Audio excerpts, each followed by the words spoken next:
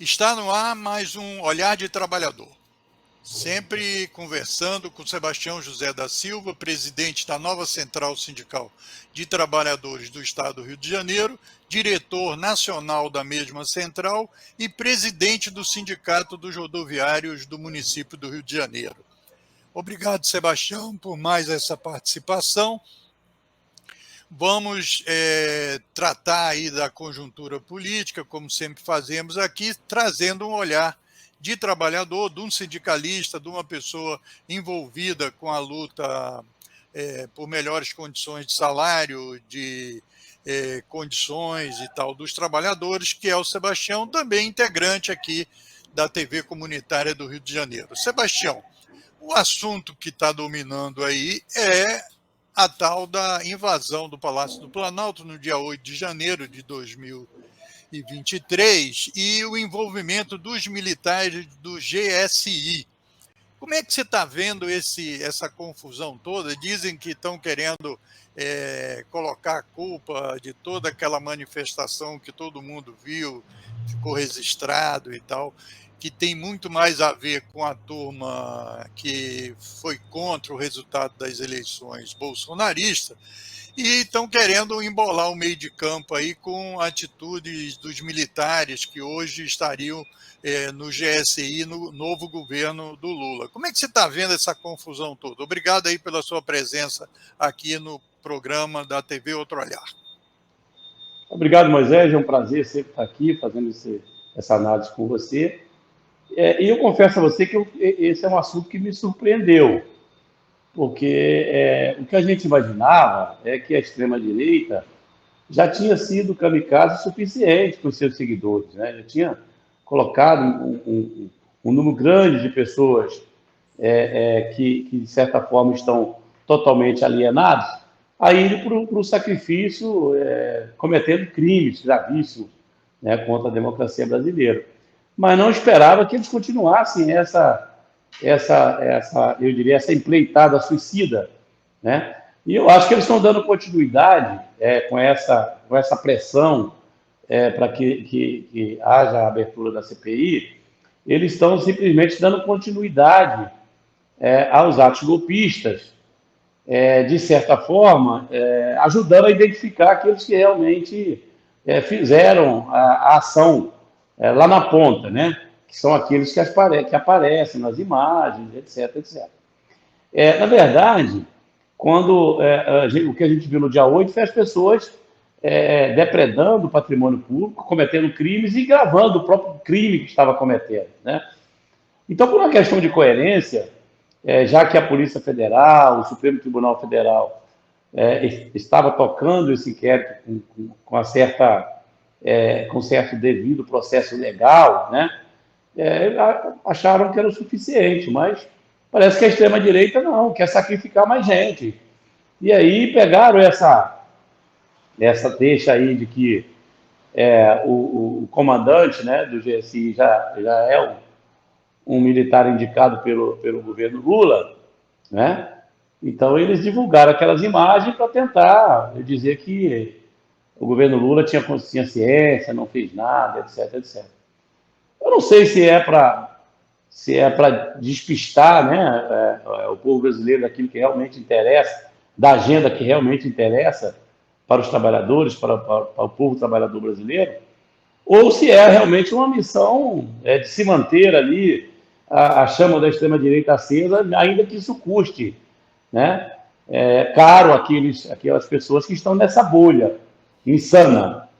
Agora, Entendeu? Sebastião, tem uma notícia aí que a gente precisa de confirmar de que o primeiro vídeo que saiu foi um vídeo que veio da CNN, que é uma TV norte-americana, que tem aqui, que veio para o Brasil aí durante o período conservador aí do Bolsonaro.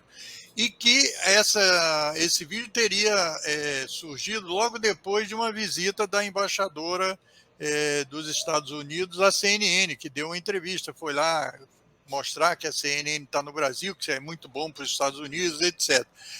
Você acha que pode ter alguma interferência aí externa para criar mais confusão? Porque o presidente Lula estava indo à China, recebeu o embaixador, o Relações Exteriores da Rússia, e etc. e tal. O Lula deu aquela declaração lá sobre a Ucrânia, etc. Você acha que pode ter surgido alguma tentativa de desviar o debate?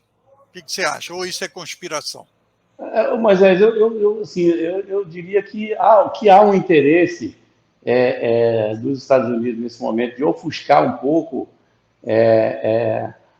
a volta do Brasil ao cenário político, com respeito, e, e nas relações com os outros países, levar em consideração primeiro os interesses do Brasil. Eu acho que é isso que o governo Lula tem feito, independente das questões que envolve aí a política global, né? Na hora que o presidente se relaciona com os países, ele leva em consideração aquela relação bilateral e o que o Brasil ganha e o que o Brasil perde naquelas relações com os países que muitas vezes estão brigando entre si. Talvez isso tenha incomodado um pouco ali os Estados Unidos, né? Então interessava para eles ofuscar um pouco essa agenda brasileira lá fora, né? Essa volta do Brasil ao cenário político mundial. Mas eu acho que a grande insanidade é realmente, principalmente de alguns parlamentares extremistas da extrema-direita, os bolsonaristas insensatos, que querem continuar, já que não tem agenda no Congresso Nacional, querem continuar pautando o Congresso Nacional, atrapalhando ali as medidas que o governo necessariamente precisa aprovar no Congresso Nacional, e essa CPI vem no sentido de ofuscar aquilo que realmente interessa ao povo brasileiro. Só que eu acho que eles vão acabar se dando muito mal, eles vão encurtar o caminho para que alguns que levaria mais tempo para ir para a cadeia, ir mais rápido. Porque agora, obrigatoriamente, a CPI vai ter que chamar essas pessoas lá.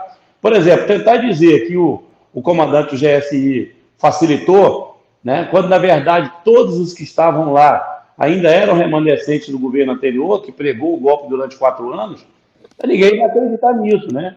Então, aquilo que estava sendo investigado da maneira correta, sem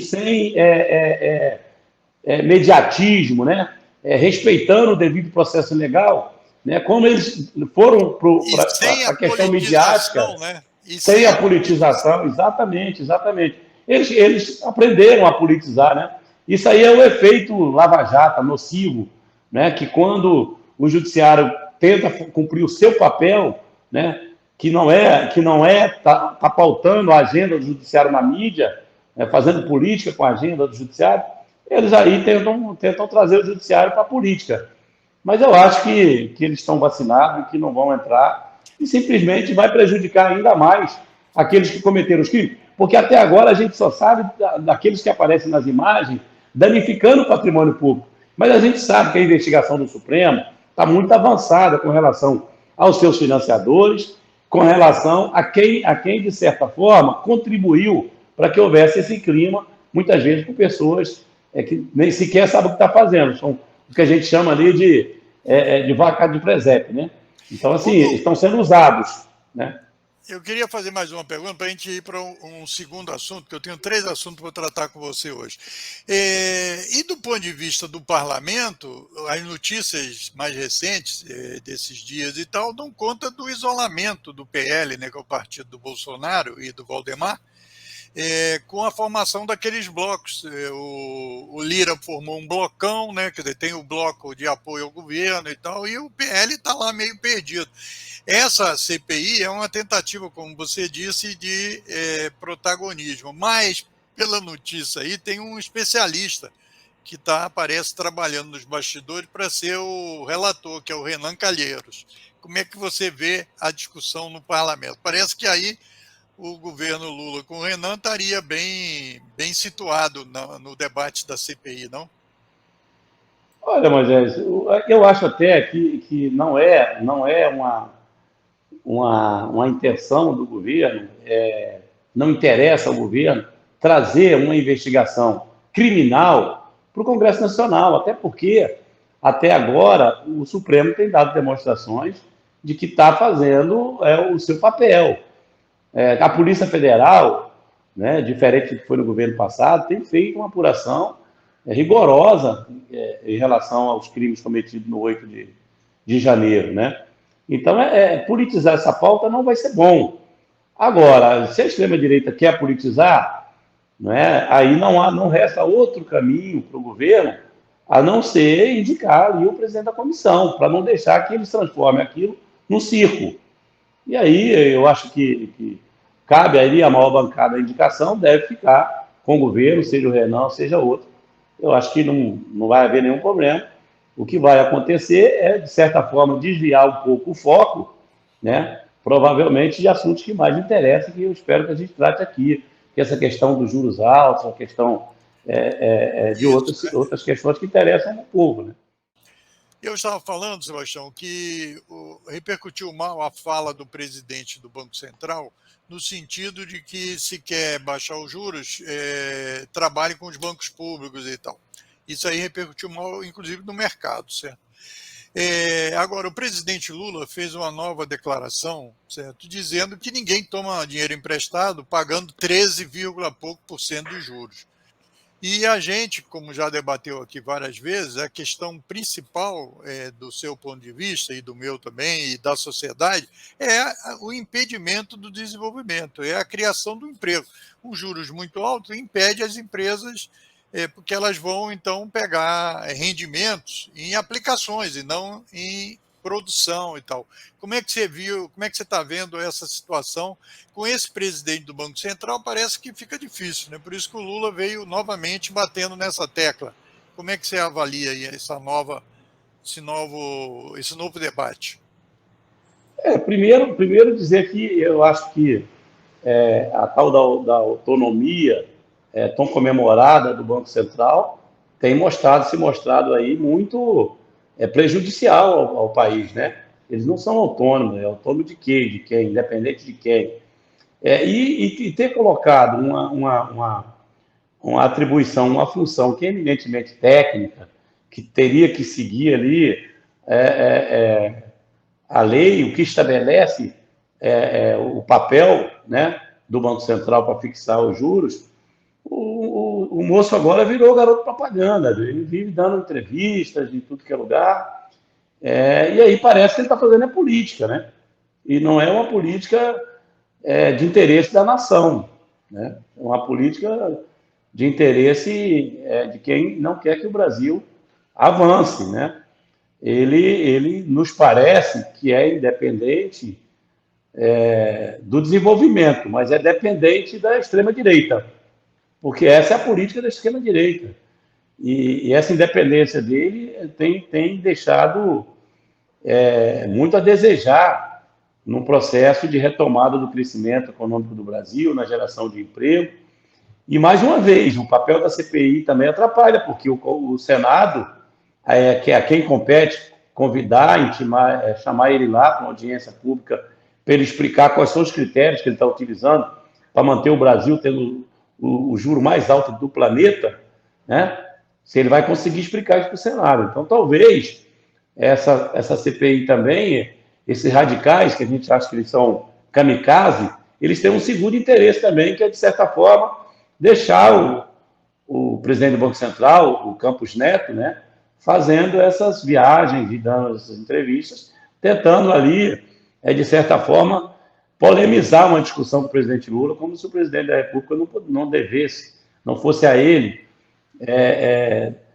o principal interessado, né, numa luta ali para baixar os juros, porque a política econômica depende disso. Ninguém toma dinheiro emprestado nesse valor. Assim, foi isso que o presidente Lula falou lá fora e com muita convicção, que todos nós já temos essa convicção. E parte do empresariado brasileiro que financiou, que bancou essa política da extrema-direita já começou a perceber que isso não vai muito longe, que não vai dar certo.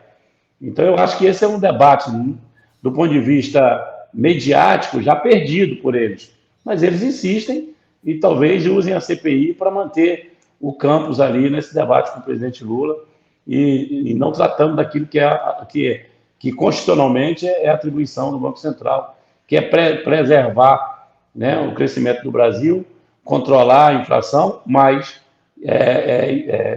uma política de geração de emprego. Está entre ali as prioridades do Banco Central.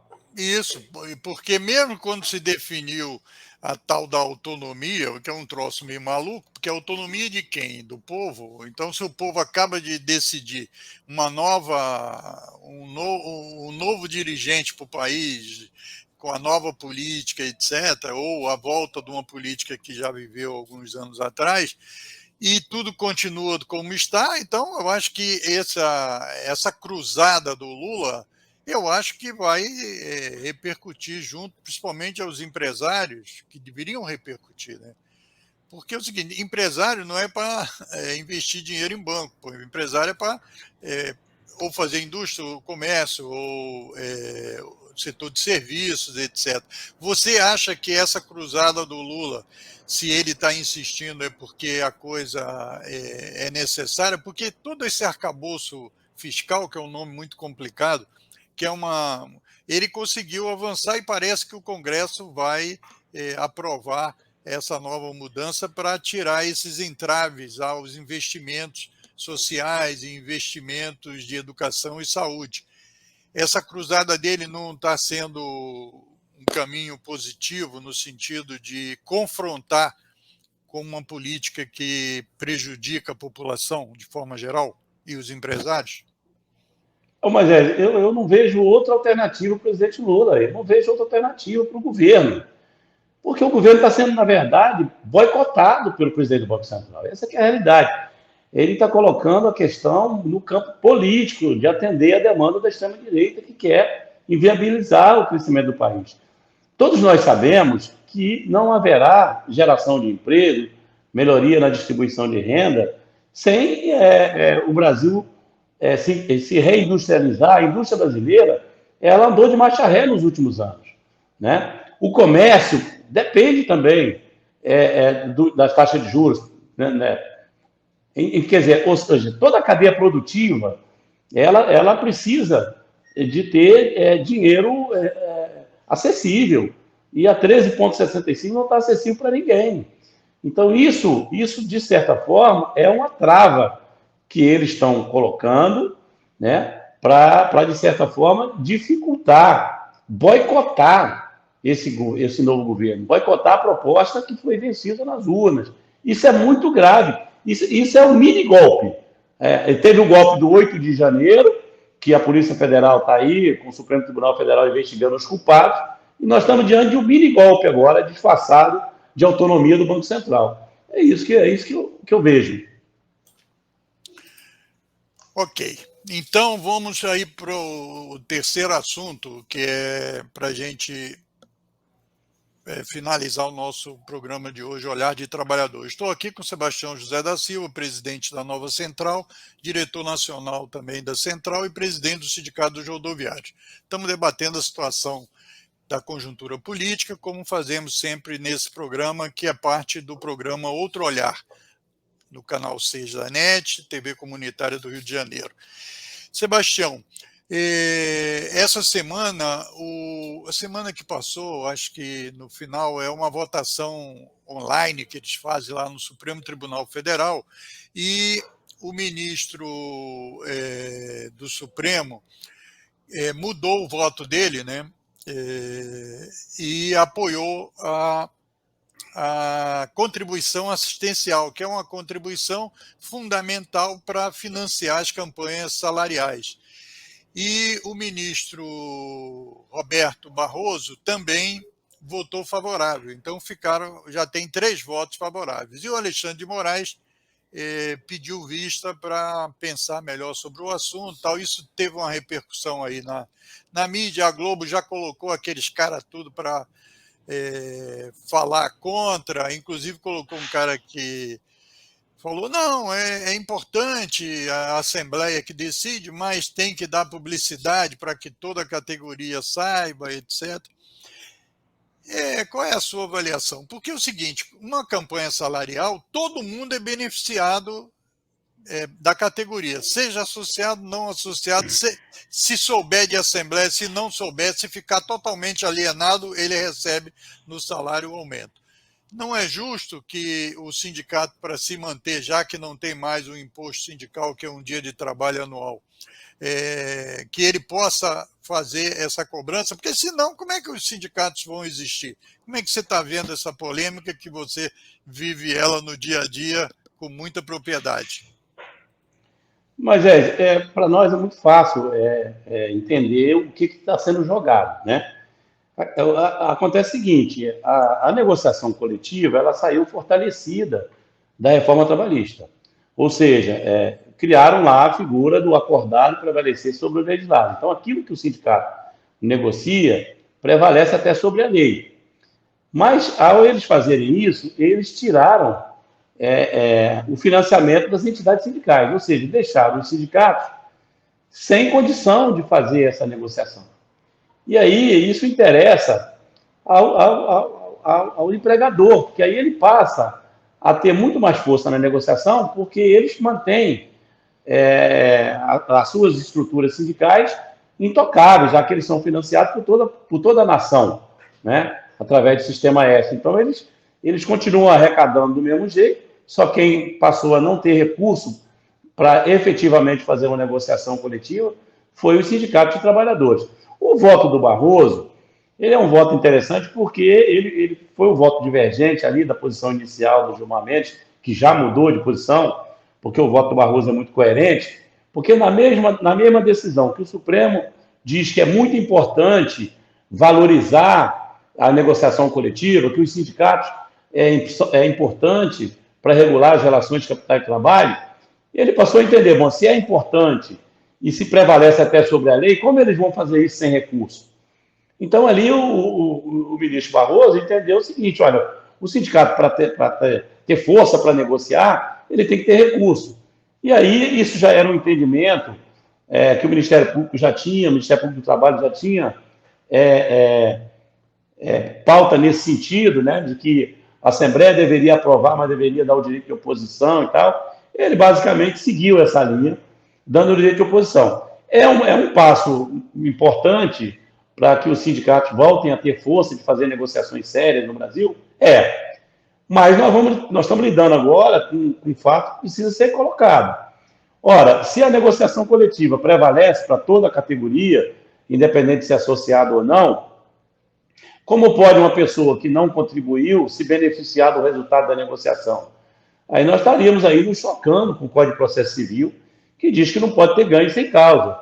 Então, eu acho que o Supremo Tribunal, ao punir o associado, dizer que o associado é que tem que pagar e os demais têm que se beneficiar sem pagar nada, eu acho que está gerando um desequilíbrio aí e uma divisão dos trabalhadores. Eu acho que é esse o grande objetivo, confundir os trabalhadores.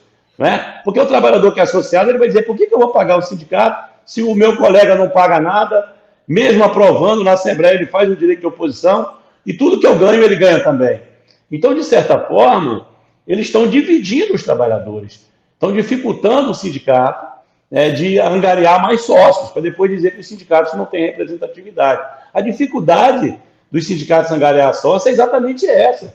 Não tem motivo para o cara ser associado, já que aquele que não paga tem o mesmo direito que ele. Eu acho que isso precisa ser revisto com mais profundidade. Acho que o voto do Barroso é um início, né, para que essa discussão saia dessa questão mais de interesse patronal e venha para o interesse ali dos trabalhadores, daqueles que mais precisam dos sindicatos. E nós temos mais 1 minutinho e meio, e eu queria te colocar um outro ingrediente, que é essa questão da mídia, né? Porque a mídia, quando fala em sindicato, sempre fala ou no olhar do empresário, dos empresários mais conservadores, e da não participação. Então, que acaba prejudicando o trabalhador, porque o trabalhador só consegue. Você chegou a dizer que daqui a pouco a gente vai ter só salário mínimo, né? Porque os aumentos dependem da mobilização, há um desestímulo à organização dos trabalhadores, o que reduz a democracia em geral na sociedade, e a mídia, quando fala, sempre procura colocar um empecilho a mais nessa organização dos trabalhadores. Como é que você vê essa parte aí mais geral para a gente encerrar? Mas eu vou tentar simplificar aqui. Eu acho que a mídia cumpre um papel ali de enfraquecer o movimento sindical. Ela tem interesse nisso, porque não é difícil entender, né, que os sindicatos são importantes para a manutenção dos direitos e para que o trabalhador, pelo menos, garanta ali a reposição da inflação, coisa que a gente não tem garantido nos últimos anos. A gente tem uma redução da média de salário dos trabalhadores brasileiros exatamente por essa questão do enfraquecimento ali da negociação coletiva. Então, assim, só para o telespectador entender bem o que nós estamos falando aqui, o que a imprensa coloca e qual é a situação que está colocada para os sindicatos? Olha, vocês só paga vocês quem quiser pagar.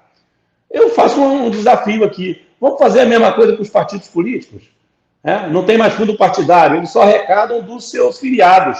Os seus filiados sustentam os partidos políticos. Será que eles querem isso? Os deputados querem isso? Outra coisa, quem decide é a Assembleia. Vamos fazer uma Assembleia no Maracanã para ver quem quer pagar o imposto de renda? Vamos ver. Vamos dar voz ao povo. Não é para dar voz ao povo? Não é para ter democracia? Vamos ter democracia. Vamos ouvir as pessoas que querem pagar imposto de renda sobre um salário de R$3.000, que não dá para comprar 2 cestas básicas. Pagar o IPTU. Talvez a gente pagar o IPTU. Então, não é bem assim. Eu acho que há ali uma perseguição ao movimento sindical, né? E interessa para eles enfraquecer o movimento sindical. É isso. Ok, Sebastião, muito obrigado aí pela sua participação em mais um Olhar de Trabalhador. Aqui ouvindo o Sebastião José da Silva, presidente da nova Central Sindical de Trabalhadores do Rio de Janeiro, diretor nacional da mesma central e presidente do Sindicato dos Rodoviários do Rio de Janeiro. Obrigado, Sebastião, e até o próximo Outro Olhar. Olhar de Trabalhador. Moisés. Tchau. Tchau.